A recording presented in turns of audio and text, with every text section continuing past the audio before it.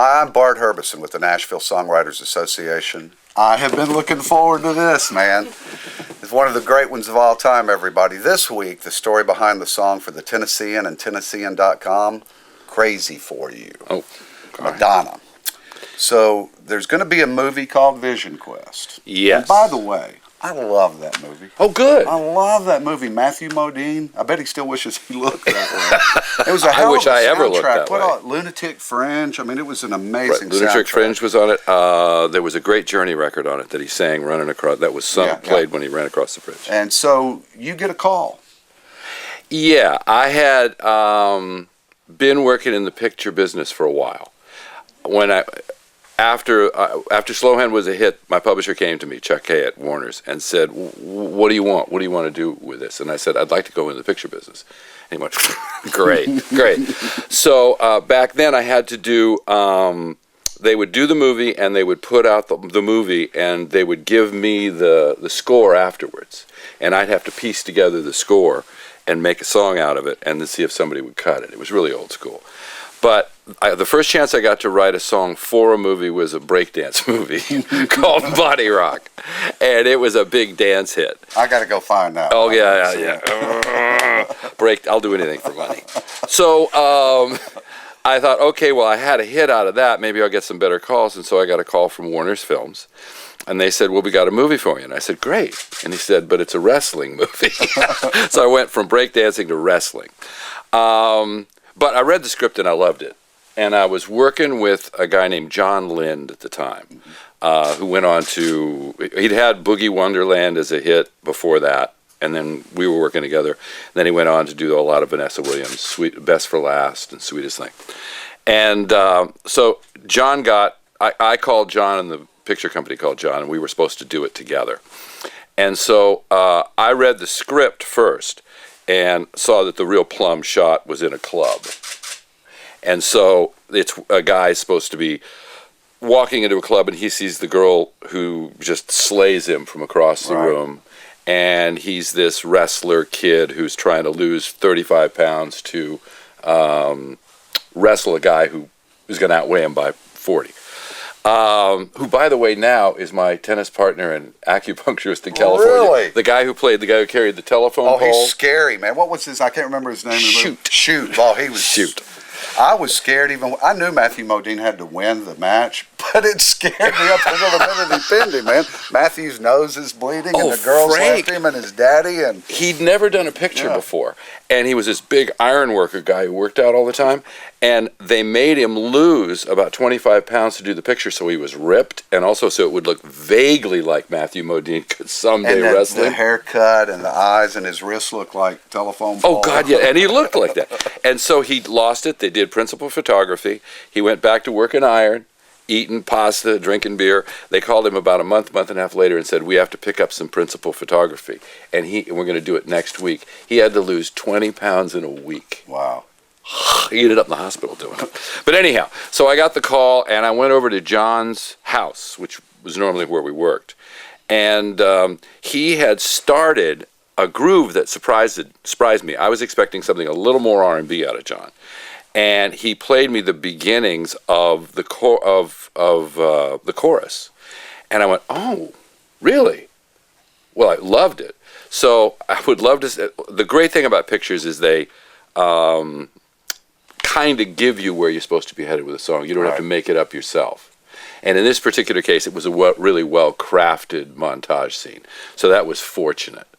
And so I kind of knew what I was supposed to do. And I also think the scene was fortunate and later on when it came out because there's minimal dialogue. And it let Madonna, she did more than a verse and a chorus, but it just fit into the scene, but you got to hear the song. Well, that's what you hope for. Yeah. I've had a lot of them buried. So we sat down, and John said it was like watching, I don't know if you remember who Uri Geller was. Oh, yeah. Ben the Spoon. Ben the Spoon. He said that day was like the Uri Geller form of songwriting. John just kind of sat there, and it literally came to me almost like dictation. I got stumbled a couple of places, and it used to have a bridge, and I'll tell you that story in a second. But it just kind of came out, and I knew enough about the scene, because Madonna wasn't on board yet. I knew enough about the scene to know that if I wrote it too sweet, it would never work. The director would never buy it. Right. I had to find some way to sensually come around the corner at him. It couldn't be a dance number. And so I sat there and I went, okay, this should be sensual language. And I had been writing for a long time. I said, okay, I'm going to do an old sort of Noel Coward Cole Porter trick. And you hold your finger up to your mouth and you watch the way the lips move, because the singer is going to be sensual by the very nature of the flow of the words. So if you do that, it's swaying room, it's all a kiss. Mm-hmm. As the music starts. And that was the whole idea. So the whole lyric was written for the sensuality of the words put together, in addition to the meaning on top, because I thought that would get us in the picture. And so John was sitting there like this, and John said that was the strangest thing I ever saw. But I was trying to get the feel of the language itself to be sensual. And so we finished it that day. It couldn't have been more than 3 hours. And then we went in, and John, who's an unbelievable guitarist and singer, did kind of a James Taylory demo of it. And I was kind of hesitant because I'm going, I don't know, this is a wrestling picture. I don't know if I'm going to go there. We turned it in. They loved it. So in the picture business, that's the end of your involvement back then. These days, it's not so much. These days, usually after, it doesn't matter. But back then, you just kind of turned it in. The director and the film company both said they loved it. And so I went on vacation. That's great. Because I paid. And I got a phone call when I was away from Joel Sill, who ran Warner Pictures Music at the time. And he said, I got great news for you. And I said, what is it? And he said, I think we got Madonna to sing your song. And I went, what? Yeah. you mean Holiday Madonna? Yeah. And he went, yeah. She said she's going to do it, and she's going to be in the movie. Well, because then there's some controversy. Madonna's had a couple dance tracks. She's huge. The album Like a Virgin is recorded and going to come out. That's right.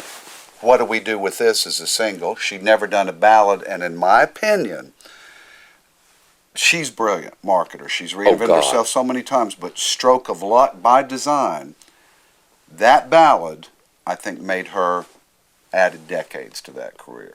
It brought in a new audience before Like a Virgin. Thank you for that. Yeah. I mean that, John. Thank you. And the song was incredible. Thank you. You know, I didn't know this. I thought she was on board because I sure as hell thought you wrote it for her. No. And it was challenging for her because she'd never done an outside piece of material. Right. So when we went in with her to record it with Phil Ramone the first time around, because the record was actually cut twice. Right. The record in the picture is different than the record that was released. And we went, right before the session was going to happen, we had to really sort of, how can I say this right, to do her the proper amount of service, because you're right, she's a genius. She was concerned about how that would be seen by her growing fan base. Right. And she wanted to make sure, so she made me kind of defend everything I'd said in the lyric. And some of the defenses didn't meet with approval right off the bat. We had to talk it out. But to her credit, she knew she wanted to record it. She knew that it was, if it were to work out well, it would be what you just said it was. It would... Defining moment. Yeah. And the first record was fine in the picture, but it didn't sound like a hit to her or me. And so I went off to work on another picture in London on Legend with Jerry Goldsmith. And I was gone for 6 months in London. And like 2 days after I got home, John Lynn called me. And I'd kind of written it off thinking, well, I don't blame Madonna. I don't think that record is really a right choice for her. I get it. It's not going to be a single because if I were she, I'd make that choice. And John says, I got a surprise for you. And I said, what? He said, come over and I'll show you. And I walked in the door and he was holding the 45 record of Crazy for You and the album. And he said, we've got Madonna next single. And I said, what?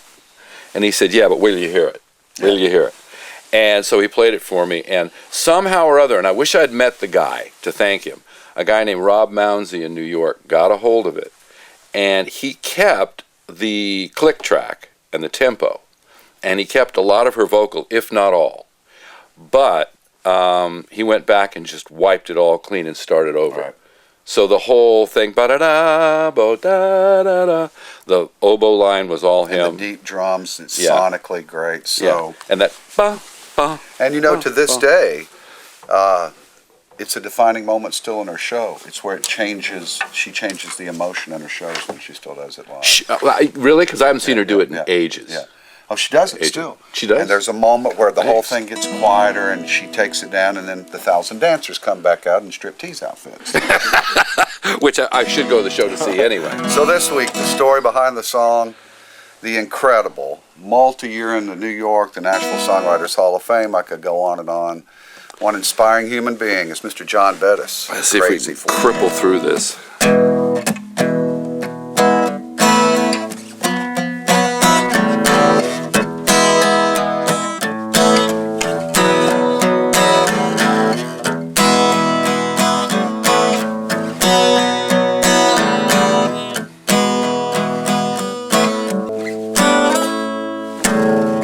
Swaying room as the music starts, strangers making the most of the dark. Two by two their bodies become one. I see you through the smoky